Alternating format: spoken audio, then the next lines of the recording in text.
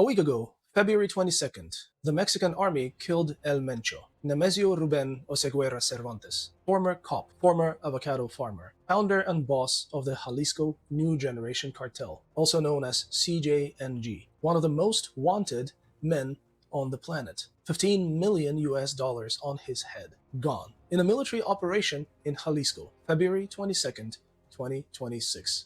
And within hours, Puerto Vallarta was on fire. Not metaphorically. Buses burning, highways blocked, tourists sprinting through the airport. Air Canada suspended operations. Southwest, Delta, Alaska, American, United, all canceling flights. US citizens told to shelter in place. The Jalisco governor suspended public transportation statewide.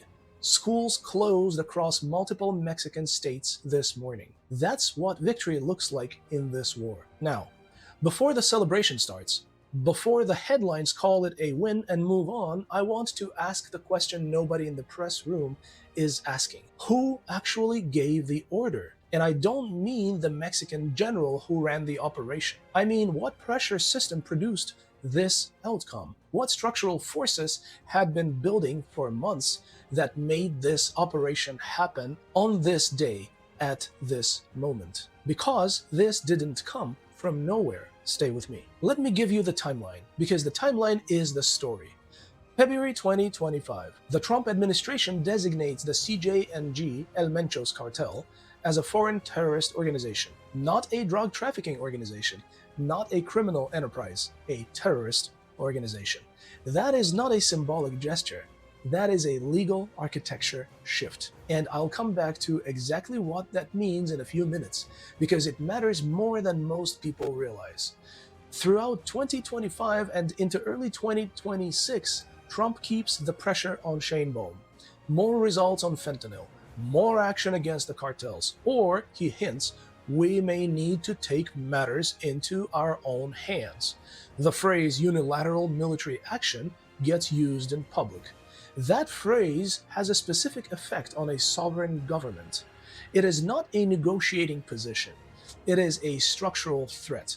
It means if you cannot demonstrate operational control of your own territory, we reserve the right to assert it for you. Sheinbaum pushes back publicly. Cooperation, she says, yes. Subordination, no. But underneath the press conferences, something is moving. And a week ago, it moved. So here's what I want you to notice about this operation. The Mexican military didn't capture El Mencho. They killed him in the field with force. And Sheinbaum's own security analyst, David Mora of the International Crisis Group, said on the record that this operation was designed in part to relieve US pressure. Let me translate that from diplomatic language to plain English. Mexico killed the man the United States had been demanding action against, partly because the United States had been demanding action. That is not an accusation. That is the stated structural context provided by an expert on the same day as the operation. Now here come my imaginary critics, right on schedule. Tim, Mexico has always targeted cartel leaders. This is just normal security operations. Is it? Mexico's own President Sheinbaum has publicly criticized the kingpin strategy before, the approach of taking out cartel leaders, because she argued it triggers explosions of violence. She said this over a week ago. And then, on February 22nd, literally a day or two after, the Mexican army took out the biggest kingpin since El Chapo. So something changed in the calculation. The US had nothing to do with it. Mexico made a sovereign decision. Absolutely possible. I'm not saying Washington gave the order. I am saying Washington built the pressure system that made this decision feel necessary. Those are very different things. And the distinction matters enormously if you're thinking about what comes next. Let's talk about that FTO designation, because this is where the structural architecture gets interesting and almost nobody is explaining it clearly. When the United States designates an organization as a foreign terrorist organization, it is not just putting a label on a poster. It triggers a legal and operational framework with real teeth, financial sanctions, Banks that process transactions connected to the organization face penalties. That reaches into legitimate businesses, real estate, tourism operations, supply chains, asset freezes, property, accounts, investment vehicles connected to the network become targets. Expanded intelligence authority.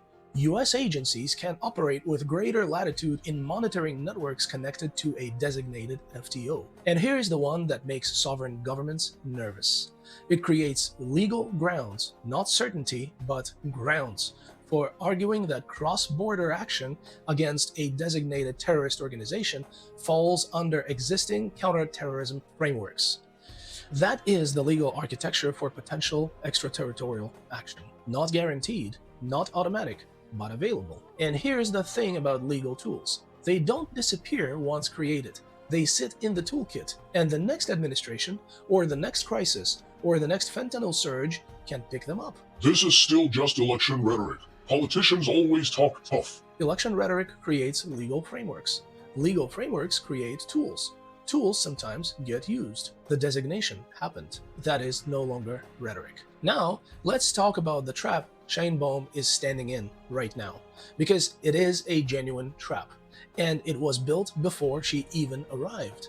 If Mexico does not act against cartels, Washington escalates. More tariff threats, more unilateral action language, more pressure on USMCA framework stability, more investor uncertainty about whether Mexico is a viable nearshoring destination.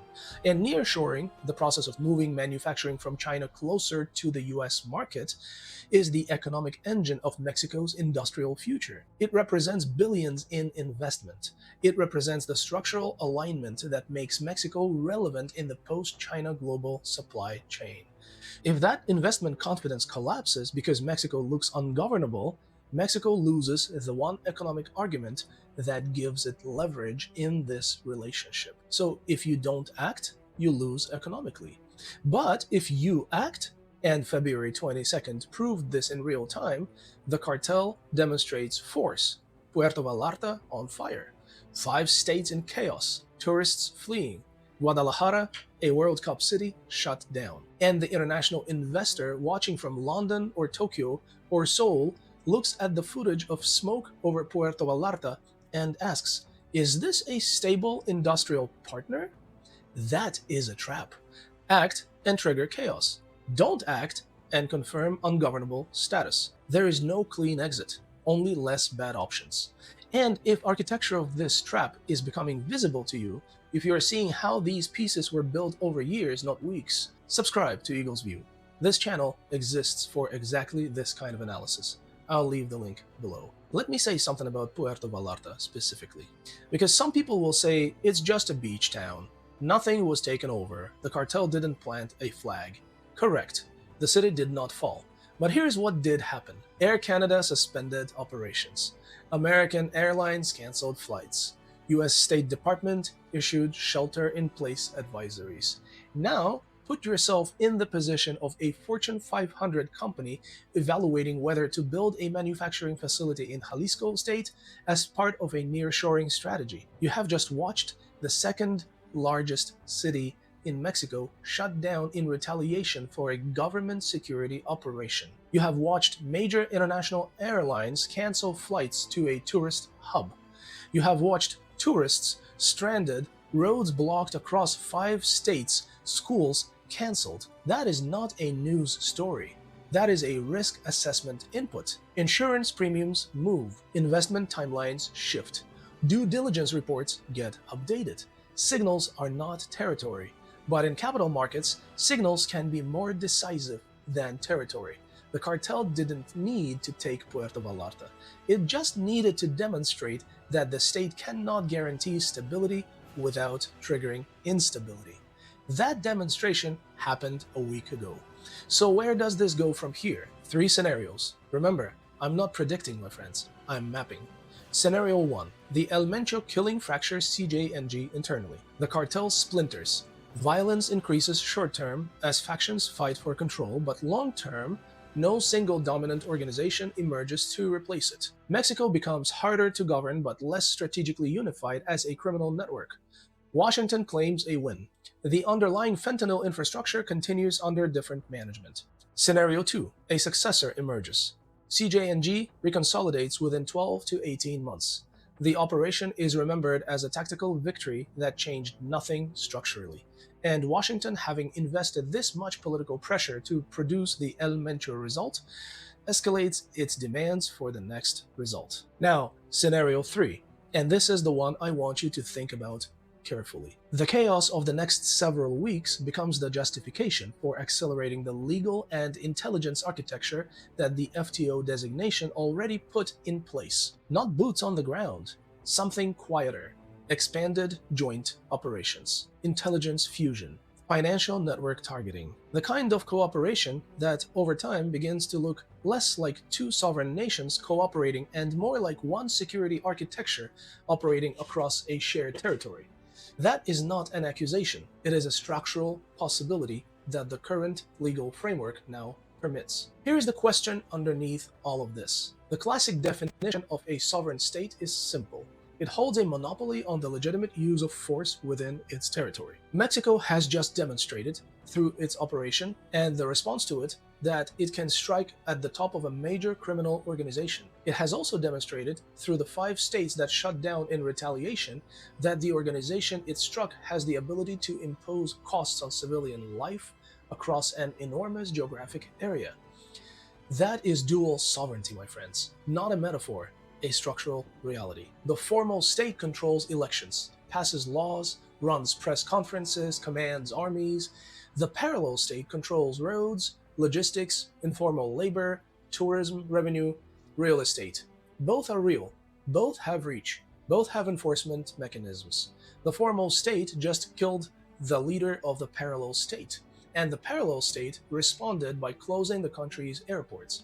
If Mexico becomes the testing ground for a new doctrine of cross-border intervention, built on terrorist designations, financial architecture, and intelligence integration, ask yourself one question. Why now? Because the United States just released a national security strategy that treats North America not as 3 sovereign nations, but as a single integrated citadel. One perimeter, one industrial base, common for all 3 countries, one security architecture for all 3. El Mencho's death didn't happen outside that strategy. It happened inside it. The cartel was designated a terrorist organization. The pressure on Sheinbaum built for 12 months, and February 22nd, the Mexican military delivered the result Washington had been demanding. Whether that was Mexico's sovereign decision or managed alignment dressed as sovereignty, that is the question nobody at the press conference will answer. The perimeter is tightening. From the inside, it can look like cooperation. From the outside, it looks like consolidation. El Mencho is dead. The architecture is very much alive. This is a wrap for today, and I'll see you next week, my friends.